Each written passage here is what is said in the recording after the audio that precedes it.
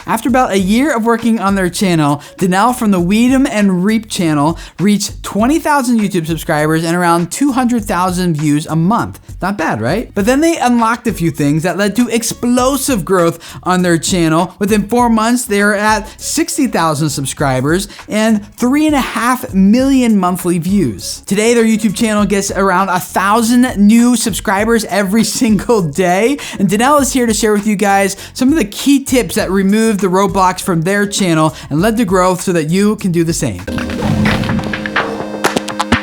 Hey Tim, thanks for having me. My name is Danelle Wolford and I have a channel called Weed'em and Reap. It's about us trying to create this farm life in the middle of the city and all the obstacles that we hit and just the general experience of trying to create a life like that. Now, I always knew that we wanted to show our lives what it was like to actually try to create a farm life, especially people that were city folk and weren't in the middle of the Midwest with lots of acreage. But I didn't know exactly how to portray that. And so we started out just kind of rolling with it and posting parts of our lives, just tried to figure out what made sense for us. But I quickly noticed that just because you post on Facebook doesn't mean you're gonna get lots of reach and exposure.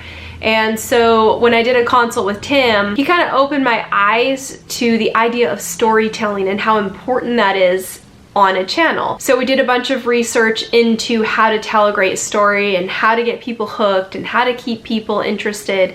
And we found our way into a place where we're able to share our life and at the same time keep people interested, which is not an easy thing to do. One of the best things I did was really dive deep into my analytics and see my retention rate. I could look at that bit of information and I could see when people were dropping off, which surprisingly was when I was just talking to the camera. In my mind, I would think it would be people would drop off when we were milking a goat or when we were gathering eggs, thinking that that was sort of boring because we do it every day. But actually me just sitting there talking to the camera was the thing that would make people want to leave. So I decided to overlay that with a lot of B-roll, and if I ever talked about anything, I'd better show it as well so that I could stimulate both the auditory side as well as the visual side of people, you know, so that they stayed entertained throughout.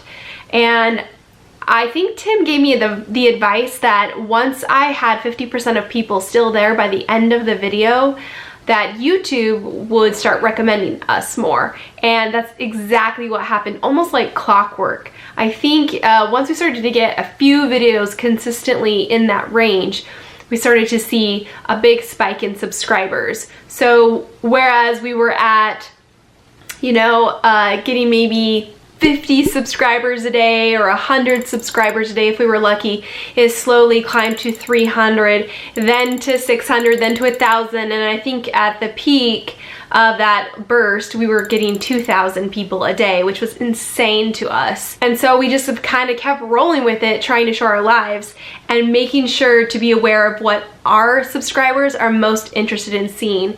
And so that retention rate is the first thing that I look at when those analytics come up the next day is, okay, what did people like? When did people drop off? I want to keep people there. And it's been a really fun journey to figure out what they want and to be able to provide that to people. The other thing that we did is we leaned a little bit away from the how-to videos. While I was really familiar with that style because I had blogged for years about how to do different farm things, I wasn't quite getting the clicks on these videos, and so I soon learned that it wasn't really about that. And as we've kind of leaned away from the how-tos and focused more on join us on this experience, we've had a ton more success. I don't think how-tos in general are bad. I just think that if you're going to do them, you better make them entertaining, you better have a lot of B-roll, and so you're not getting people that are dropping off. And with that being said, a couple other things that I made sure to add in the vlog, things that don't really seem like they matter, but they do, is just providing a lot of context for the time of day that it is. So we'll try to provide those morning shots so people can get a feel for that morning feel of us waking up or of us, you know, making our tea or our breakfast.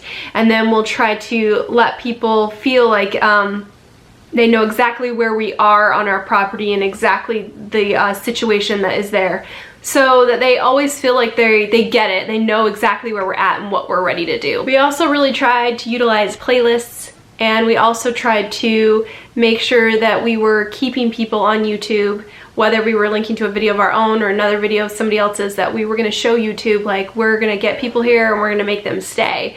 And I think that really showed YouTube that, hey, this channel is something that we're going to want to promote. Another thing that I did before I started really diving into the stories I wanted to tell is I thought about the channels that I wrote down a list of the channels that I loved personally, and I wrote down all the things that they haven't shown me that I wish I could see.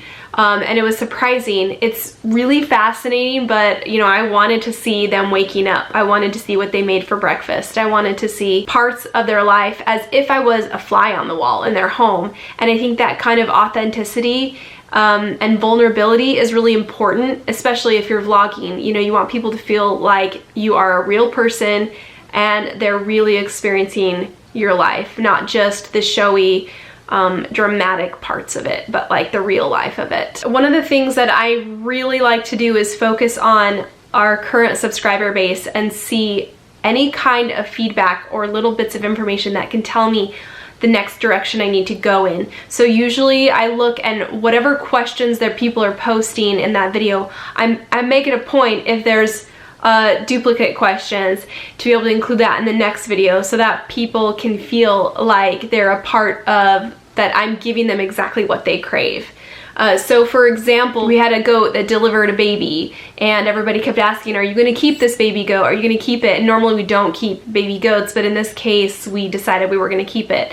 And I just knew right off the bat, before I'd ever created the video, that the story they would all want to see is, are we going to keep this goat? So the next video, I showed a video of my daughter saying, please, can we keep her? And that one did amazing because it really satisfied the curiosity of most of our subscribers. There was one comment that a subscriber made that I was sure to copy and paste, because this exactly described what we're trying to do. And so I look at this, it's on my desktop, and I remind myself anytime that I feel like I'm straying from, or I feel overwhelmed. It says, I love the way you balance personality, authenticity, humor, and downright useful information. That's exactly what we're going for. And so it was really nice to hear that feedback from one of our subscribers. That was so helpful, Danelle. Thank you. You guys, one of the things that she said that I think a lot of creators overlook is the power of storytelling and the impact that can really have on growing your channel. So I put together a playlist for you guys right here to go check out, custom videos for you about how to better integrate stories into your channel, regardless of whatever niche you're in. So subscribe here, and then I will see you over there.